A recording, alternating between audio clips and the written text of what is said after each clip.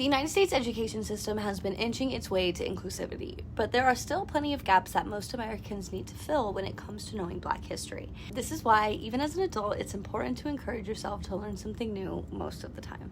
The Black Historical Fiction Decades Reading Challenge Open Discussion is a book club dedicated to a reading challenge that I created back in 2022.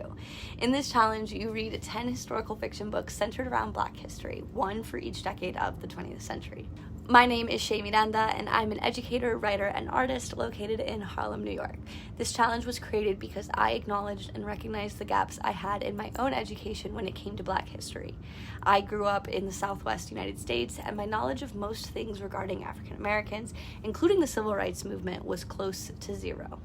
This challenge helped me to deeply expand my knowledge of Black history here in the United States by providing personal experiences found in historical fiction that you don't quite get from textbooks. This allows me to connect with the people and history that I'm learning about rather than just learn that it happened. I get to experience what it felt like. The 1900s is the beginning of a significant century for Black Americans. So many seeds are being sown both metaphorically and literally, but here are a few highlights. By 1900, 2/3 of landowners in the Mississippi Delta are African Americans. This is important to note, and it comes up later. Also important to note that since the Civil War, an estimated 30,000 Black men and women took on the task of teaching the Black population to read and write. In 1860, 80% of African Americans were illiterate. By 1900, that number was down to 44%. I think it's an amazing thing to note how quickly and honestly that the Black community came together with their newfound freedom to teach such a fundamental skill. As a first grade teacher, I know how difficult it is to teach someone to read, and it only gets harder when the readers themselves are older. In 1905, a group of like-minded Black intellectuals, including W.E.B. Du Bois and William Monroe Trotter, assembled together in Niagara Falls to discuss the fight for civil rights. At this first meeting, they put together a Declaration of Principles, which listed all of the things they would be fighting for, such as rights to vote, equal public facilities, basic education, corrupt legal and prison systems, and more. This movement was the predecessor to the NAACP movement, which came in February 1909. Today, hair care is a multi-billion-dollar industry, but for Madam C.J. Walker, she had to rely on her own knowledge to create a hair care product that benefited Black women all over the United States. Born into poverty, Walker lost all of her hair due to impoverished living conditions. She created a hair product and she tested on herself over and over again until her hair began to grow. She began to sell her products and services, eventually becoming the first Black American self-made millionaire. So let's dive more into the effects of systemic racism, and more specifically, Black land loss. Remember how I said in 1900, 2/3 of landowners were Black in the Mississippi Delta? Under the Homestead Act, citizens were allowed to apply for land owned by the government. After the Civil War, this included African Americans. Soon, Black Americans became landowners of over 20 million acres. In 1900, 66% of landowners were Black. By 1920, it dropped to 14%, and it is presently under 2%. Why? The primary cause of this is heirs property. Heirs property refers to the legal concept of proving ownership of an inherited house. In a perfect exchange, a landowner creates a will that is verified by a lawyer, and when that person passes on, the house is then given to the person named in the will, and title is transferred through the lawyer. But many African Americans either didn't have the resources to hire a lawyer, or they didn't even know that they had to.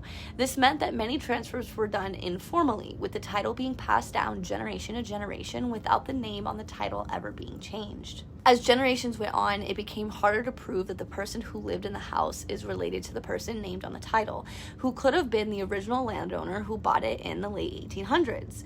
Because of this, property can be auctioned off by real estate development companies and taken from descendants of landowners. Readers of the challenge will have the following book list to choose their pick from. You could always search for your own or check out Narrativ Press's bookshop to see if any new titles have been added. This decade's picks are The Great Mrs. Elias by Barbara Chase Rabaud and The Personal Librarian by Marie Benedict and Victoria Christopher Murray. I actually spent a few months obsessed with Hannah Elias, so I could talk about her for hours if I wanted to, but I will try not. not to? Hannah Elias was born Bessie Davis in 1865 in Philadelphia. She was one of the richest black women of her time, and she really was a rags to riches story, okay? She was born into poverty and ended up being kicked out of her home as a teenager. She moved to New York City to begin working as a sex worker, where she listened to men talk about the stock market and investing until she learned enough to do it by herself. She also, funnily enough, played a part in the murder of Andrew Green. Who's Andrew Green, you ask? I'm glad you asked. Andrew Green is known as the father of New York. He's responsible for unifying the boroughs, Central Park, the Bronx Zoo, so many things. And he was murdered in broad daylight, and it was a whole scandal. I won't go into too much detail because you can read all about it in The Great Mrs. Elias by Barbara Chase Raboud. Belle DeCosta Green was born Belle Marion Greener in 1879 in Washington, D.C. Her father was the first black man to attend Harvard, and after her parents' divorce, she changed her name in order to separate herself from him. But she was the personal librarian for J.P. Morgan, which is such a familiar name, from 1905 until his death. And she was the first director of the Morgan Library, which is in New York City today, and it opened in 1924, and today still has some of her letters on display. Both of these women are significant because even though both women were born to black parents, they spent most of their lives passing for white. Passing is a racial concept that emerged during this time and was extremely popular among African Americans in the early 20th century. Light-skinned black women would pass for white in order to rise up higher in the social hierarchy. This concept is explored in both books this decade, and there are plenty of instances where the women are treated differently based on how their race is perceived. In Mrs. Elias, Hannah barricades herself in her home after a warrant is issued for her arrest. She is assured that she cannot be arrested if she does not leave her home, but after several days, the police break into her house and they arrest her, dragging her out of her home. Rich women all over the city are appalled at the treatment of their own kind, which is the social elite, even if they've just discovered that Hannah was black, and really only treated so because she was black. Had Hannah been a rich white woman, it would have caused an uproar for her to be treated in such a way. So it's time to reflect. How were the women treated differently based on how people perceived them? What benefits did the women gain from passing as white? Write them in the comments below and let's discuss. If you're in the New York City area, we meet monthly at the Morningside Heights Public Library until December, and you should definitely come check us out. Click the link in the description to check out our Eventbrite for upcoming events, or subscribe to keep up with our virtual lessons like this one. Don't forget to like this video if you've enjoyed, and read what others wrote in the comments to engage with them.